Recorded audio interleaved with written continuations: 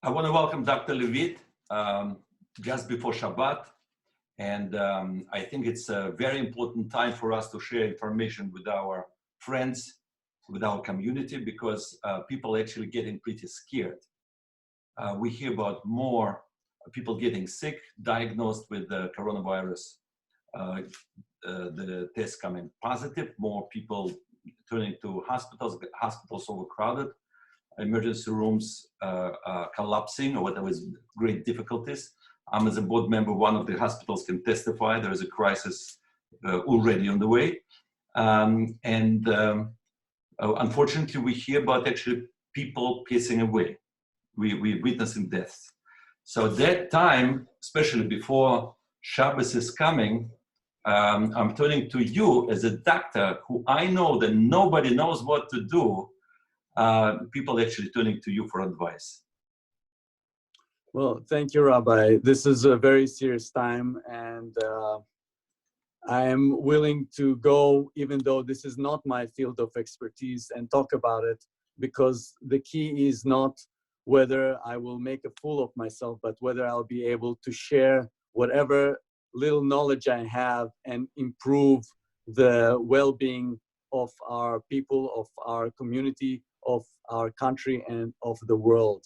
And I see patients both in the office. I'm right now in the office. We finished our day, but I see them also virtually.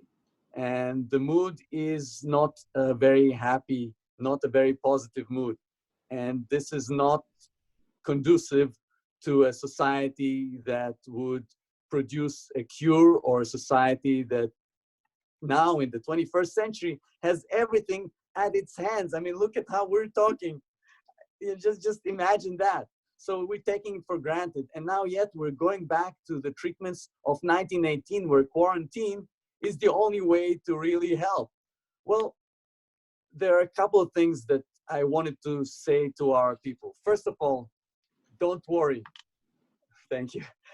Everything will be fine. And I'm not saying it because I'm cavalier, or because I'm cowboy, because I have a crystal ball, but because I know we in ourselves have the answer. And I will get to it very shortly about the idea that I have thought about a month ago, and I was looking into it. The reason I did not speak about it earlier is because I thought that the cocktail that we are hearing about is bulletproof. And as time showed, I was wrong. The Plaquenil, which is the hydroxychloroquine, the anti-malarial medication that we as dermatologists have used very commonly, especially for autoimmune disorders, that's when the body attacks itself, which we'll get to if you want to a little bit. Yes. Part of the reason why the virus is causing this reaction in certain people, in my opinion, is because the immune reaction is too strong, much stronger than what is necessary in order to actually calm down and fight this virus. And in the process, collateral damage causes our lungs and our hearts to fail, and especially in people who are predisposed to certain ailments, and we'll get to it in a moment. So the solution of the Zinc, Plaquenil, and Zithromax is unfortunately not working in everyone. And the reply to that is that if we try to understand the basic method of our body fighting with the billions of viruses and bacteria and fungi, it is so much smarter. It is created by God in such a much wiser way than our minds even realize. So if we will use that mechanism, if we will do the mitzvah of actually helping other people, we will find that the solution of the problem is within us. Now, what am I saying when I'm saying that? When we're exposed to a variety of bacteria, think about it as a child. A baby is being brought to the world. He's not seen anything. How come he's not getting sick? Because in the blood, through the umbilical cord, at the beginning, he had the mother's immunity. She was preparing him when he came out to the world. He hasn't seen any viruses. Think about everything that's attacking him, yet he's safe. Through the milk, she's passing other immunity to him.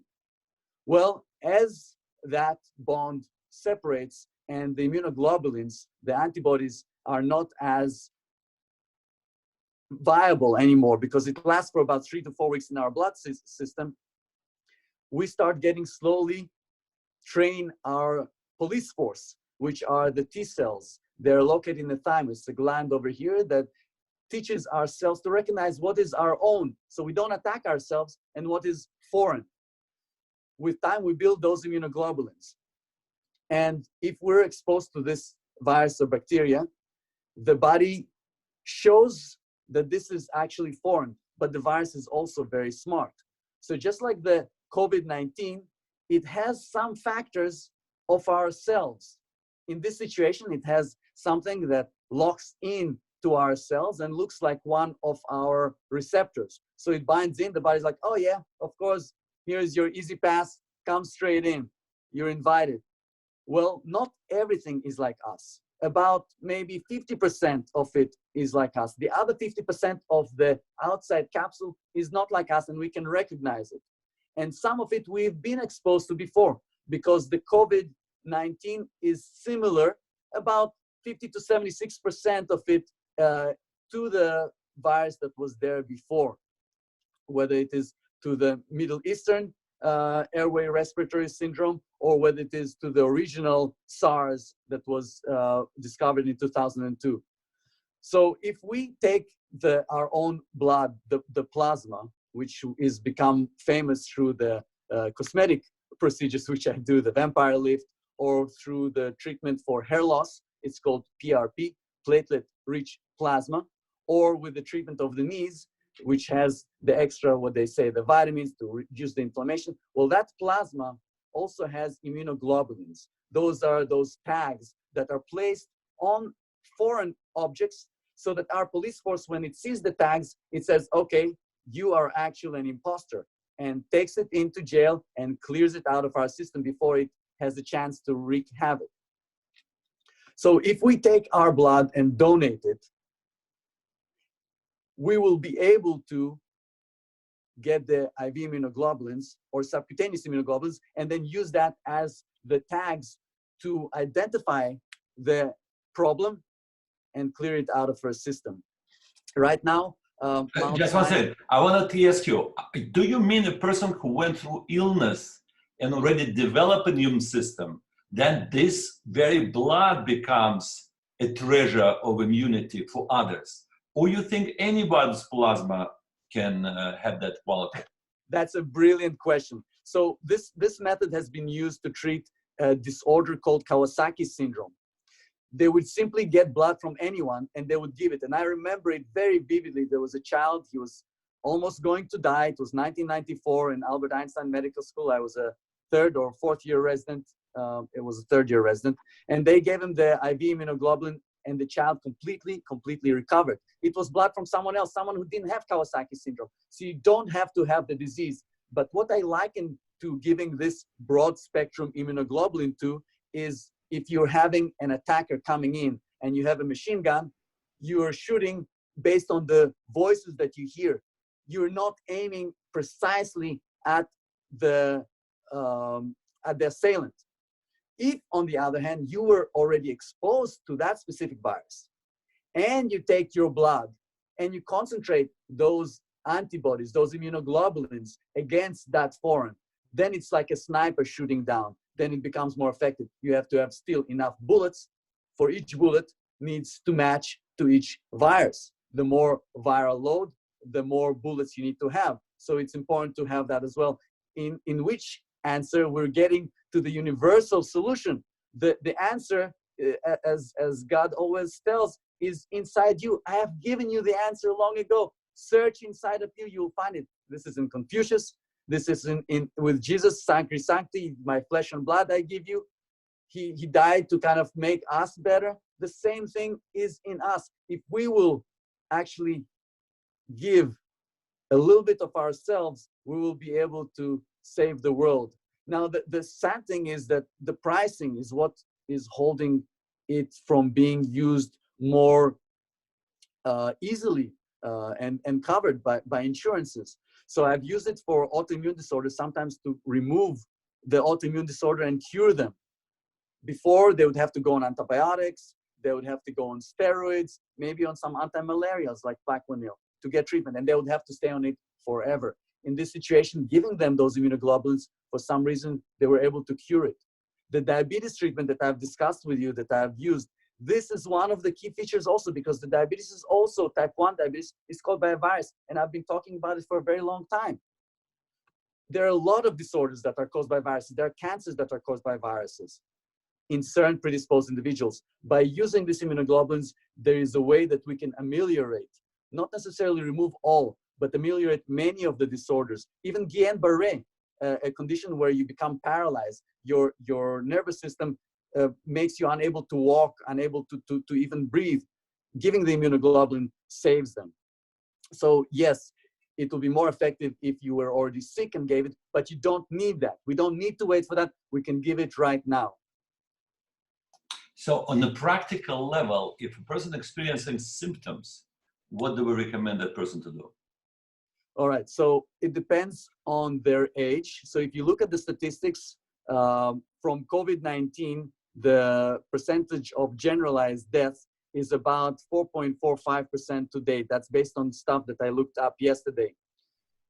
Still, I believe world statistics. World statistics, right? I believe in America it's 1.5%. I believe. Correct. In the United States, it's lower, and maybe the statistics is better, because my opinion is that it's not as bad as they report. 4.45% or 5%. It's not as bad, because not everybody who gets sick is tested. Not everybody who is necessarily tested goes to the hospital. So all the numbers that we have may not necessarily yet be in. But even if we say 1.5, it's still maybe 10 times more dangerous than regular flu, which is between 1/10 or 0.3. Still Correct. Pretty serious. Correct. And that's again, we're not just panicking for no reason, like what's going on? It's a regular flu. Well, the problem is also that we were not exposed to this virus. The majority of us have not been exposed to any part of that virus before. So it's kind of new. It's like we're coming out of the mother's womb and we didn't have the umbilical cord. We didn't have the mother's milk to help prepare us to fight this virus. So the answer is you isolate yourself.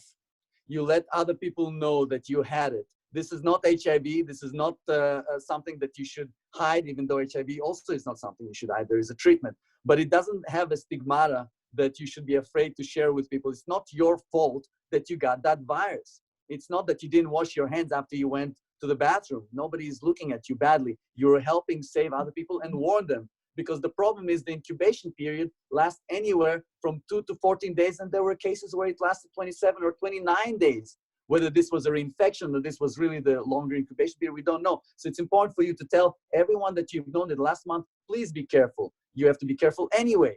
You have to wear the mask. You have to keep the distance of 2 meters or 6 feet from one another. If you cough into your elbow. You wash your hands. You don't touch your face after you touch some other objects. And I wanted to ask you more. I remember viewing your video, and in your video, you made a special recommendation how to treat your nose or bring some moisture inside. Correct. So think about our immune system. The defense that we have, that God created for us, is amazing. We have nails, we have skin, but there are some weak spots. We have to breathe in air, and those are the portals through which those terrorists are entering. They're making little tunnels into our immune system, into our own defenseless path. So yes, we do have some hair in our nose. We have some cilia in our throat to help bring up some pollutants out, but we're not prepared to fight this virus that mimics ourselves and says, knock on the door, and it's the wolf in sheep's clothes, and we open it, and boom, it tries to eat us. So what I did recommend, you're right, is first put a little bit, wash your hands, obviously, then wet a little bit the inside of your nose. You can do it with your hands, wash them again, put moisturizer, anything from, sorry, this was low battery, anything from Vaseline to Aquaphor to Eucerin, and apply it in those areas. What it will do is it will reduce the chance of the virus from being able to implant itself. Also the moisture, if we increase the moisture both in the nose and in the air, in the room, the virus cannot hang around long enough in the air to cause us potentially the increased damage, or there will be less of that virus load that will be able to enter into us. Also, it's important to moisturize the mouth as well. So the way I recommend to moisturize the mouth is take a warm glass of water, squeeze a little bit of vitamin C. Now, vitamin C has been, in the 1900s, was found to be the cause of scurvy. And what they found was that people with scurvy are more predisposed to pneumonia. If you're looking at the problem that we have with the COVID-19, is really people are dying from sometimes the secondary infections of this fluid in the lungs from lower respiratory tract infections. So some people just get the regular flu, just an upper, it sticks only there, it doesn't go deeper. But if it does go deeper, then you have the lower respiratory tract infection, you have the fluid that collects in the lung, you have the pneumonia. So what they found was that vitamin C deficiency predisposes you to the pneumonia. So what I do is I put a little bit of lemon, I squeeze a little bit of lemon into warm. If you have very hot water, it will destroy the efficacy of the vitamin C. So a little bit of vitamin C, and keep your mouth constantly moist. It's kind of like the same idea. It reduces the ability of those suctions. That's how I try to understand it in a simple way.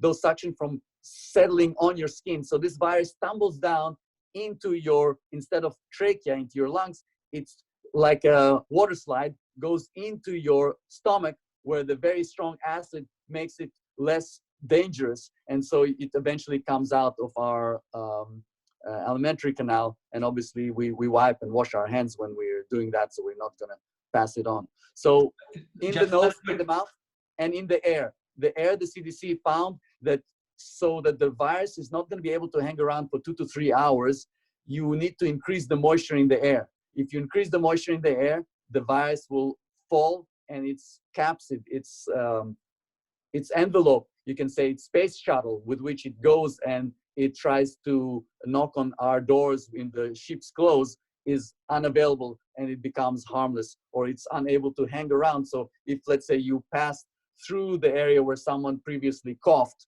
and the air droplets are there, they will be settling to the ground after that. Dr. Levit, I just want to tell you that most of us can stay home, but we need to eat. So we go to stores. And when I actually went to store just before Shabbos, I saw, quite a crowd of people standing pretty close to each other, checking out, paying, picking up stuff. And I was wondering, what would you recommend?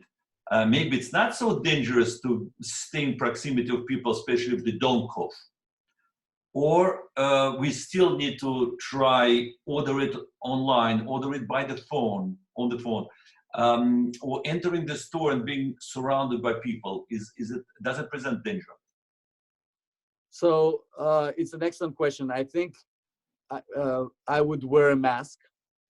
So going out to the store is wonderful. Going out for a walk is wonderful. But if you're going to be close to someone within 6 feet, you don't know. Now they're not sneezing. What if they're going to sneeze in another second? Are you prepared? So you're not going to suddenly get enough time to walk 6 feet away. So wear a mask. You know what? Which mask? Yes. 95 or regular? Excellent question. So the N95 masks are also not bulletproof. It's very important for people to understand. You have to have it fitted also. And then after you're exposed to one patient with the coronavirus, you have to throw it out. And how do you know who had coronavirus? And do we have enough masks? Do we want to spend that amount of money for it? I mean, obviously, if we knew that we were exposed to, we would, but we don't know. So I think the key is wear any kind of mask, even the regular surgical masks. Yes, if someone spits right at you or coughs at you, you'll get rid of that mask. It will still reduce the amount of virus you'll have. You'll have your mouth moist. You'll have your nose moist. If you have glasses, good, it won't go into your eyes. But it reminds me of a case where I was with my professor at the hospital and an HIV patient. So imagine that situation, who had herpes on his lip, a very big herpes on his lip, and he was talking to a very sweet gentleman. And he was talking to her, but because he had that infection on his lip, he started spitting, and he spit right into her eye. She didn't have glasses. we were very concerned. She was panicking. She was thinking of committing suicide. She didn't get the HIV. We'll put this mask, surgical mask, in the dryer. Can we reuse it? In other words, going through high temperature of a dryer. Excellent question. So I've looked into that, and as a matter of fact, we, as the entire staff, was doing an amazing job. About 2 weeks ago, I called an emergency meeting, and everybody came to the office, and we had the discussion. By the way, we've tested all of our staff. I have the test kits just for personal use, and we test all our staff, and we're negative. So nobody here in the office, as of last Thursday, has the COVID-19. So we met on Sunday. We came all together, and I divided them into groups to figure out what is true, what is not, what is effective, what is not, and to destroy the virus based on the analysis of the medical research, medical articles that we reviewed. You need 200 degrees of Celsius. You do not get that with the blow dryer that will get you to 100, 120, or even 140 degrees Celsius, which, by the way, will also, I was thinking of doing the following. I was thinking of using a steam, which gets you to 200 and more, because that's very, very high temperature. And then blow drying that afterwards. But the efficacy of the mask is going to be reduced when you do that. So, you know, it's kind of like if you had a bulletproof vest and you had some shots into it, you know, do you want to change it, or do you want to keep the same vest? Ideally, I think you want to change it because it has been weakened. The same thing is, you know, if you have your cell phone, there are some cracks already in it. You know, it's much more likely to crack after that. So it depends on the risk that you want to take. And if you can afford not to take it, why take it? The other surgical masks are not very expensive. They're still easy to get, and I would at least wear that.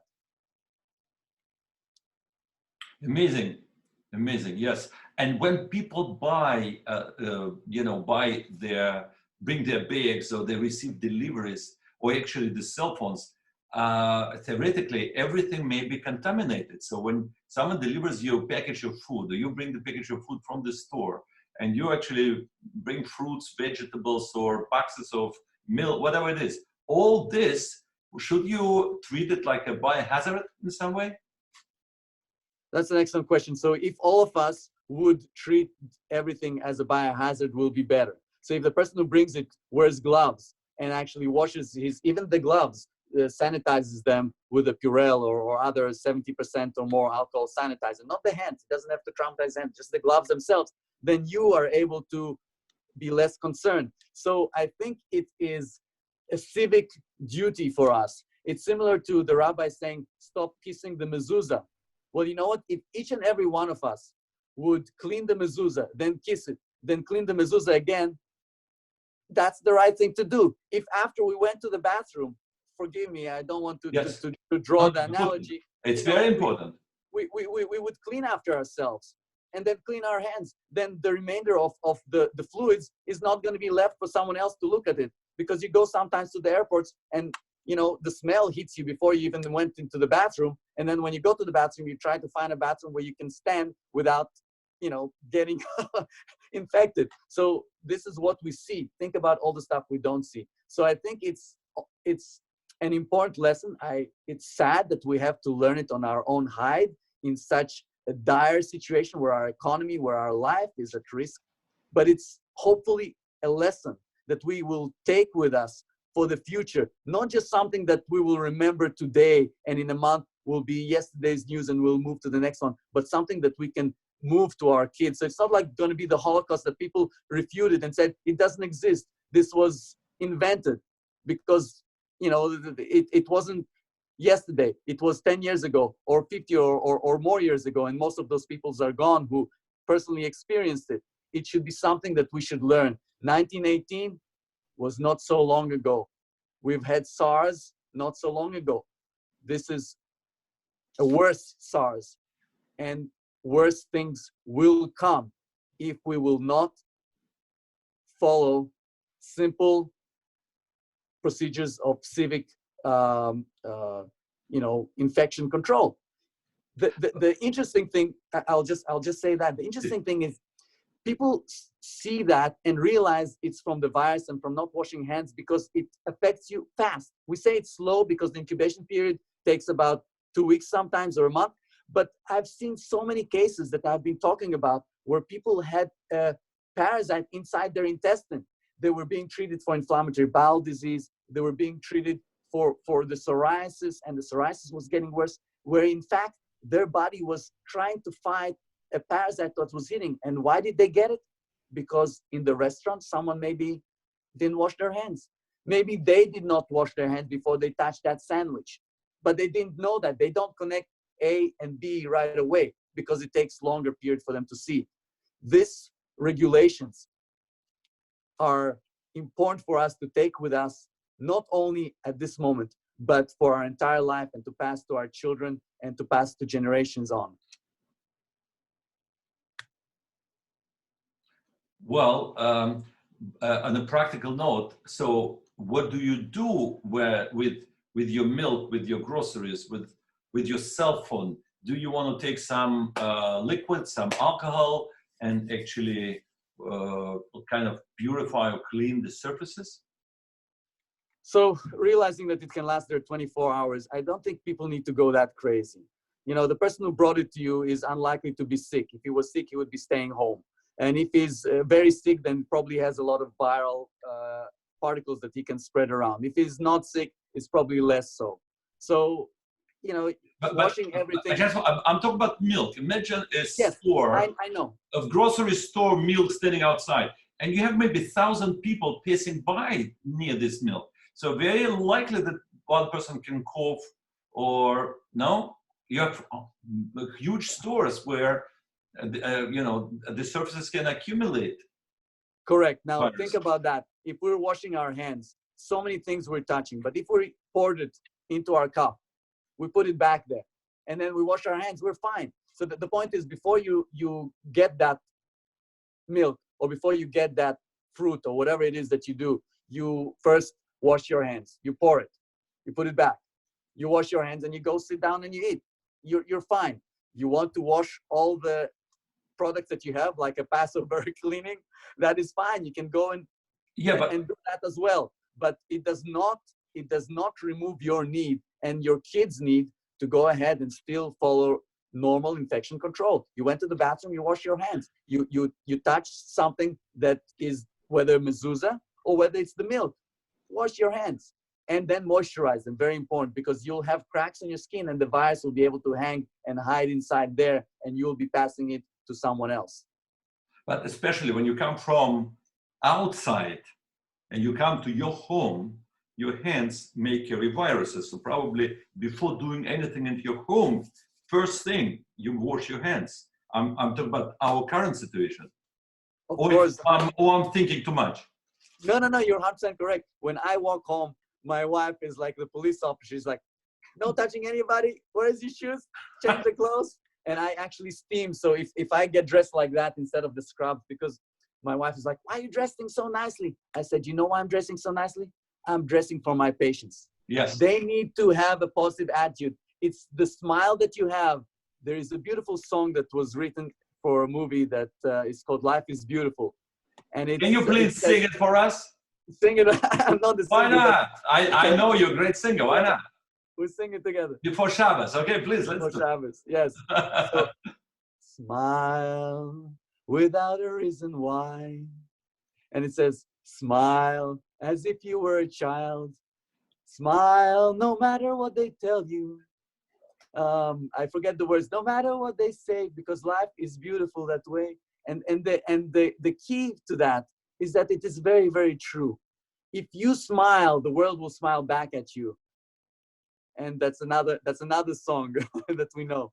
We also understand that probably having good spirit and not being stressed is actually also contributes to your immune system. And if you're all depressed, and you make yourself just more vulnerable. But I wanted to ask you. Rabbi Katzin, thank you so much for saying that, because it's so important. Of course. Thank you. It was a Dr. Bechterov in Moscow. I remember my mother used to say that when Bechterov entered the room in his hospital, his patients reported they feel better. So I can testify that people come to your office and come to you, they feel better regardless. And I want to use this opportunity to thank your office, and thank all the medical professionals that actually put themselves at risk, because some people want to hide and they, stay home, or they go elsewhere, they go to their, country homes, but you actually welcome people that seek medical attention. So you're basically on the front line. But I want to tell you about this simple question. One second before Yes. before you say that, I want to say that thank you for that, but I'm really not the one who is dealing with that. The people who are dealing with that, who are the real heroes, are the ones in the emergency room, in the ICU. They really put themselves at harm's way. We call our patients, so we triage them before. We have thermometers from 6 feet away before they enter. We here in our office we have UVC in the roof that cleans our air duct system, filters on the ground. We have vents over here, windows open, humidifiers, masks. So we are here very, very protected. It's the ones that are on the front lines that are over there that are really are the heroes. I want to thank you on that. Now, on a practical level, I understand a person has severe symptoms of high fever, or a person has a real cough. Well, it's a reason to worry. But what I saw also some testimonials, videos, that people said, I got very tired. And I had dryness in my throat. And like for days or for a week, I just was feeling not good. And then suddenly developed in something like that, because the theory is that the virus accumulates slowly, goes through the throat into the lungs, and only then, when it's a critical mass affecting the tissues, then already it affects the immune system and everything else. So if a person has dryness of the throat or the nose, or unusually tired, but it can happen to anybody for any reason, is it the reason to worry, or just calm down and watchful waiting? That's a very wise question, and I think it goes back to your reply as towards the attitude. I'm not saying be cavalier, but I think a positive attitude helps everyone. It's kind of like the disease that you caused yourself. I'm not saying the COVID is what you caused yourself, but by worrying, any immunity, you are potentially reducing your ability to fight. So if you're trying to fight and you're in a war and you have your enemy in front of you and you're constantly worried, you're not going to spend your energy concentrating on protecting yourself and removing the threat. You're going to be not as effective. And our immune system is affected by our mind, whether the science has been able to prove it or it's still inconclusive by the science. There is no question. I see it on a daily basis. I can feel it in my gut. It definitely plays a role. So I would say, don't expose yourself to other people. Protect them. If you feel like maybe you have something, again, your civic duty is to self-quarantine and inform them. Unfortunately, the tests are not yet ready. I'm going to get some tests, and they are made in Spain, that allow you to do a little blood test, and in 3 minutes, you'll be able to know if you have it. So more people will be able to test, will be able to have better statistics as to how many people in fact have it. And then if you want to do the test, I'm told it costs anywhere between 40 and 50 bucks, and anyone can probably do it at home and discover, kind of like we do the urine pregnancy test that is sold in the pharmacy. And hopefully they'll make that available for people to buy and to test themselves. This will help us self-quarantine better and watch out for the signs of deterioration and warn our family members to watch out for us so that they can take us to the hospital, so we don't inundate the hospital with unnecessary visits, maybe increasing our risk of actually getting a true viral infection when we in fact maybe have the regular flu. So, but based on that, I understand that regular exercising, good diet, good sleep, good air, all these actually important ingredients of your immune system, your protection. You are 1,000,000% correct. And I actually, because of that, I made a video this morning about what should be part of the basic ingredients of a healthy diet in the morning. And I will hopefully post it soon so that we can see what needs to be done, so that, and I've been doing it for over 2 years. As I tell people, you don't prepare for an exam when you're given the exam. You prepare for it years before. You don't become a doctor by simply seeing a patient. You go through school for a long time. You don't start getting prepared for a war when the war starts. You have your army trained and prepared in advance. And the similar way is, yes, it's better to stop smoking after you were diagnosed with cancer than not smoke at all. But wouldn't it be wiser to prevent yourself from getting the cancer, reduce the risk of getting the cancer by stopping smoking the moment you realize that this is something that is unhealthy? Wouldn't it be smarter for us to exercise? And even if you start exercising now, go out to exercise. I still run every single morning. I run by the beach. Now, it's important for you, if you do decide to run somewhere, to try and find a place where there's fresh air. And ideally, if you have that opportunity, to run at the surface height of where there is sea level, because that's about 1 atmospheric pressure. The higher the pressure from the outside, the more it will push your alveoli, those air sacs that everybody is talking about that have the special material called surfactant that allows it to maintain the tension. The better it will help it to open up your lungs, so you're able to have more air, so you have more capacity. So even if part of that capacity is reduced, you're still able to survive from the infection. And that's one of the reasons why, if people have predisposing conditions like emphysema, if they smoke, if they have heart disease, if they have cancer or diabetes, why they are more predisposed. And going back to the initial thing that I said about the IV or sub-Q IG, which, by the way, was approved in the United States in 2006 and is even safer and easier to do than doing it intravenously. Why those people, if they do get sick, I would recommend they would be the first ones to be treated or even pre-treated. So if you know that if we can get it available for those people, especially the older, the ones who are predisposed to that, we'll be able to save them from dying unnecessarily. Yesterday, I was through Zoom with Rabbi Pluchik's father, God rest his soul, an amazing, amazing human being and rabbi. He did not have to die. He brought so much wisdom, so much beauty to people. And watching that and watching the funeral where people could not even come close to one another was heart-wrenching. And it did not have to happen. They could have given him in advance this immunity. So there are other things that we can do.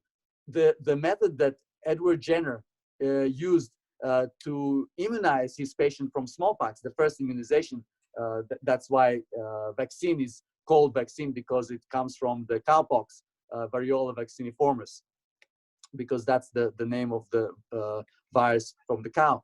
The way he did it, we now can definitely do the same thing, and we can probably even immunize some of our patients without even waiting for a vaccine to form. There is a way for us to maybe expose ourselves, and I'm sure the scientists can figure out to small degrees. It's almost as what had happened before the immunization happened, which was the inoculation that was done from Turkey. They took it over to England and to the rest of Europe.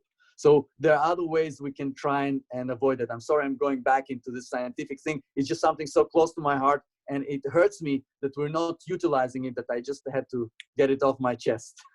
So coming back to actually the beginning of your idea that we can find the cure within.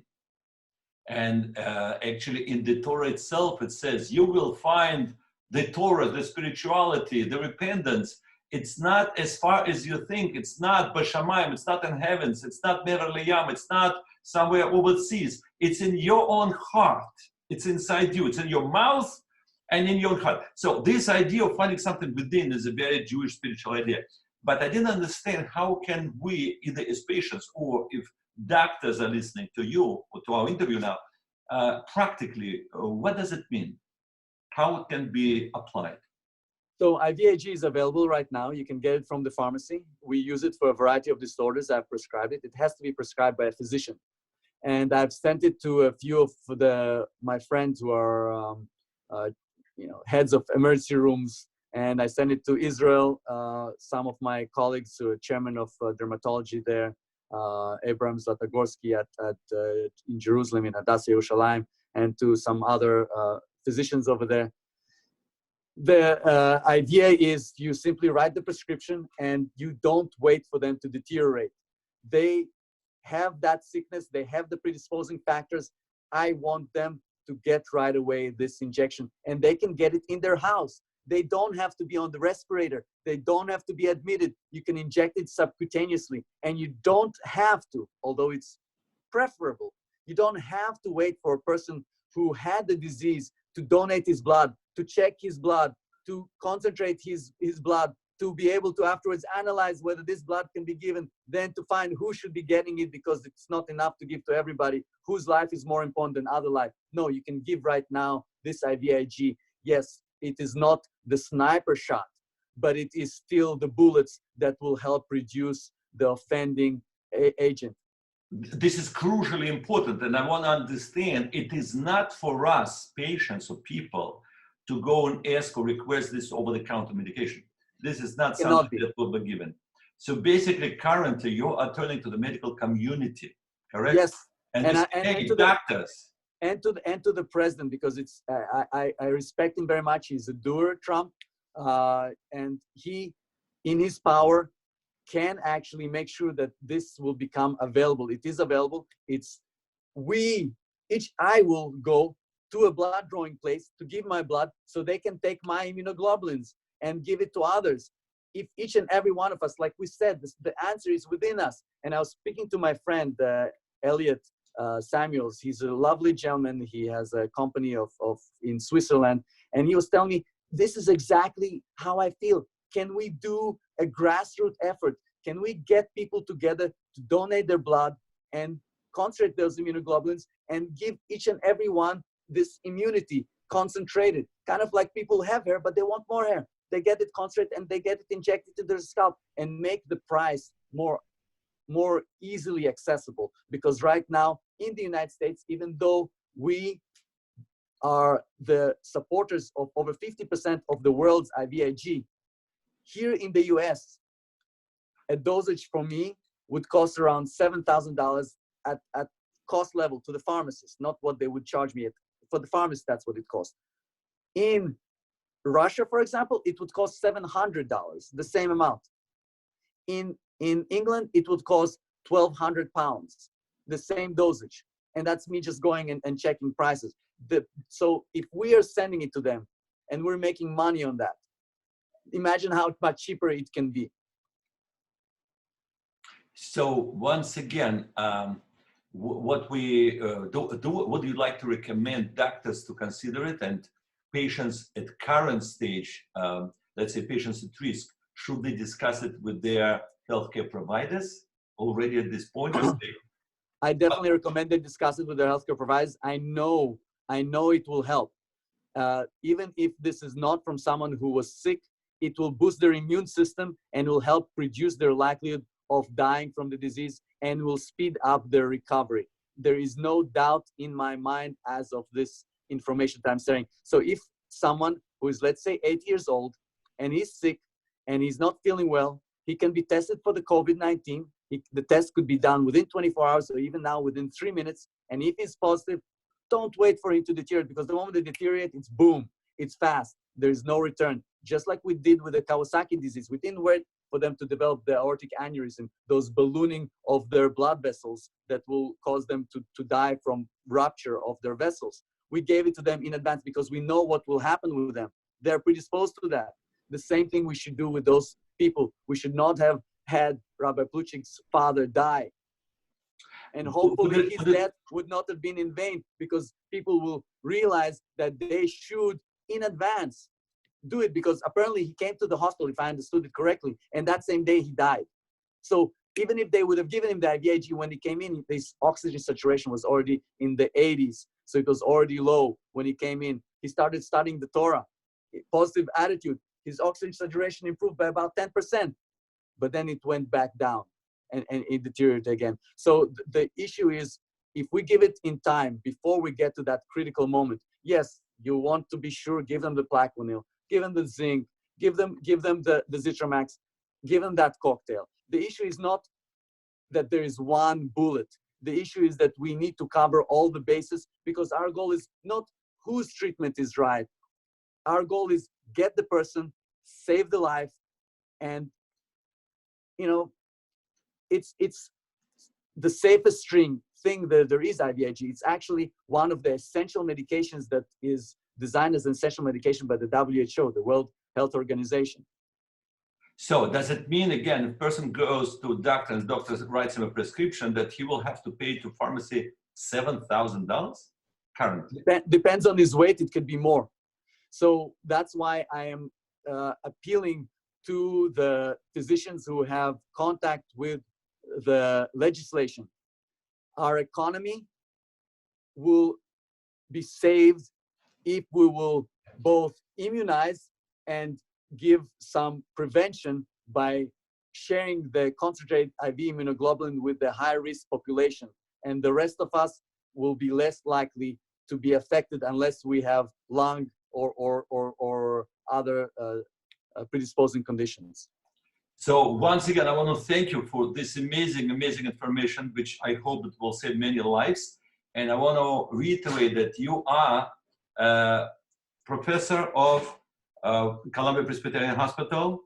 I'm an associate professor in dermatology at Columbia, associate clinical professor, a lot of names there. And you're one of the best doctors of myself. New York by all means, and recognized. And your name is so important, because we are touching your name to your information. We hope that your voice will be heard. Many lives, God willing, will be saved.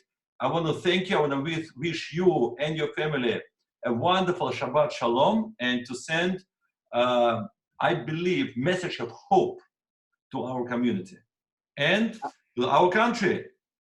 I agree with you. And I would like to say that I hope that we will be able to leave our slavery and our self-imposed quarantine by Passover, just like Trump suggested. And I think it is within our means. If we look for the solution, it is within us. If we get together, it is not far from our reach. So thank you. Thank you so much once again.